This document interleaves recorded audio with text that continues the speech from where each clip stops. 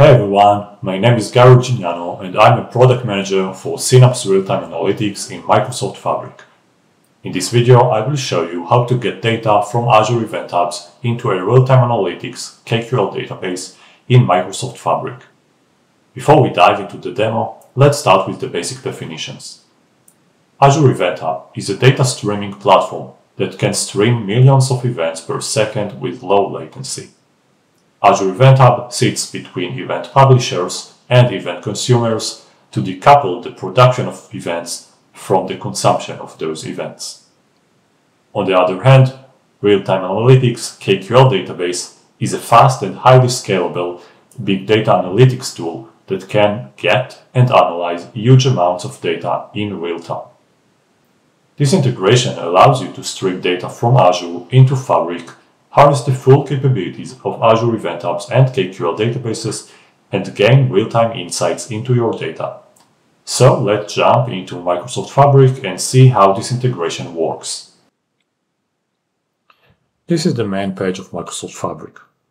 We'll start from the Synapse Real-Time Analytics experience. Another option to choose the experience is using the left experience switcher.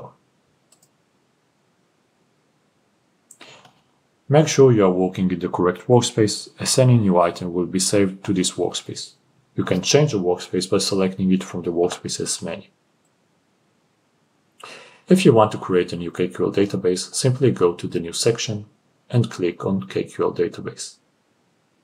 Give it a name and hit Create. If you have already created a KQL database, like this one, just click on it. You will be taken to the KQL database editor page. This page displays an overview of the database, including its details, data size, top tables, and more.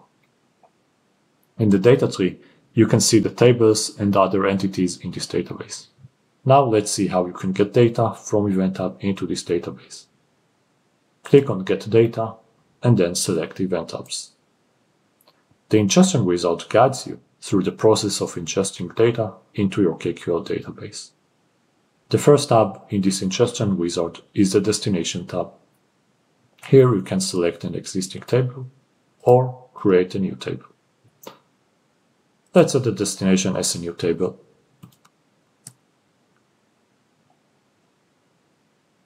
Next, we move to the Source tab. The first field in the Source tab is auto-populated as Event Hubs.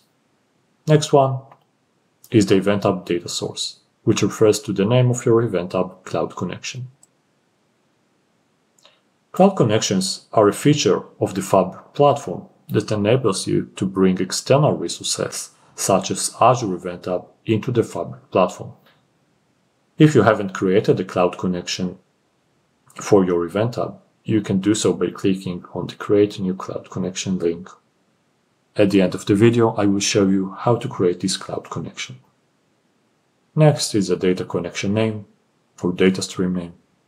This is a user-defined name that you can later use to identify and to manage this data stream that you are currently building. Next is selecting a consumer group that is defined in the Event Hub. You can choose the default or another existing one if they are not used by other consumers. You can also add new consumer group to the Event Hub. There are some more optional parameters for advanced scenarios. For example, if the Event Hub data is compressed, you should set the gzip option under compression. You can also choose to ingest optional Event Hub system properties into your table. And you can select a specific event retrieval start date to retrieve historical events stored in this Event Hub. Next is the Schema tab. Here the wizard listens to events coming from the Event Hub and shows a data preview. Based on the data structure, you can define how the schema of your destination table will look like. In my case, I know that the data coming from the Event Hub is basically a JSON data, so I will change the format to JSON. As you can see, the wizard will infer the schema of my table based on this JSON. These are the columns that will be created in my table.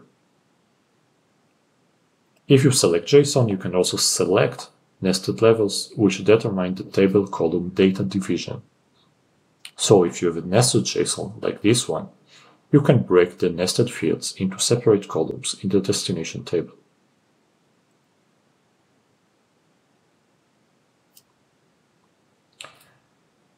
Double-clicking on a column name allows you to change the name of the column that will be created in the table. You can also change the data type if the suggested value was not inferred correctly. Next is a summary.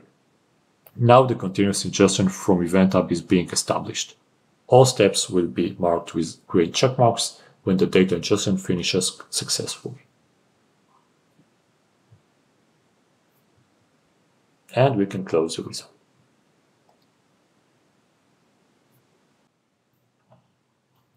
You can click refresh and see that our new table has been created.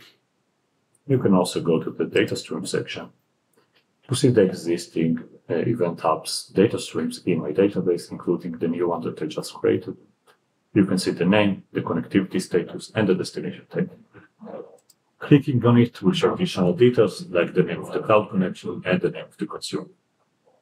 Let's go to the main page of the database editor, and let's see how we can interact with the data using the KQL language. Click on the ellipsis icon next to the table, query table, and show any 100 records. This is the explore your data cycle where you can use KQL language to run queries. So here we can see sample data from a table. Basically, this is IoT sensor data. Another option to get this type is using the explore your data button. Let's paste some more queries. So in this query, I will use the count operator to get the total number of records in my table. Another option is aggregating the data and see how many records were ingested per device ID. I will use the summarize count operator.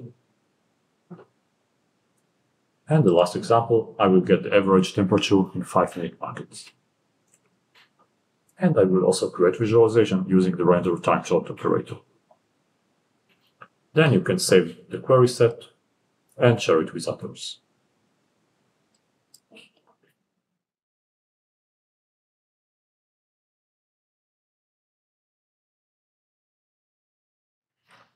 Now let's see how we can create cloud connections in Fabric. Cloud connections connects or brings external resources like Azure Event Hubs into the Fabric platform. For that, go to the settings icon, click Manage Connections and Gateways. Make sure you select the Connections tab and hit New.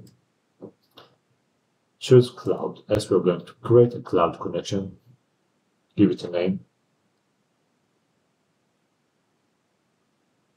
The connection type, in our case, is going to be Event Hub.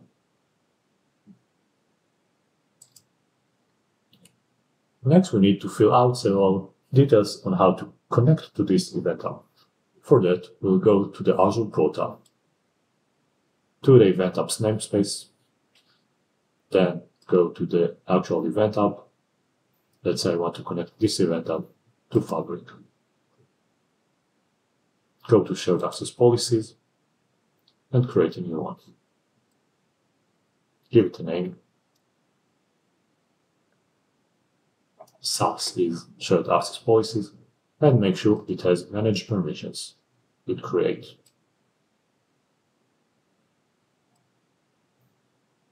Then select the policy, and we're going to use some of the fields here.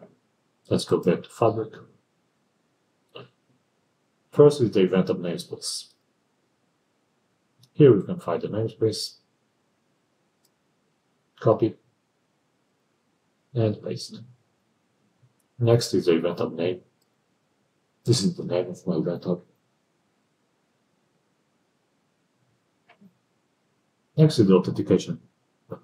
First, we need the username, which is basically the name of the SAS policy.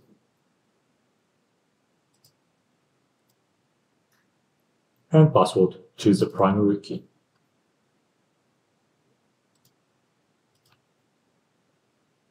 And hit create. That's it, the connection was created. Now, if you go back to your KQL database, go to Get Data, Event Hubs.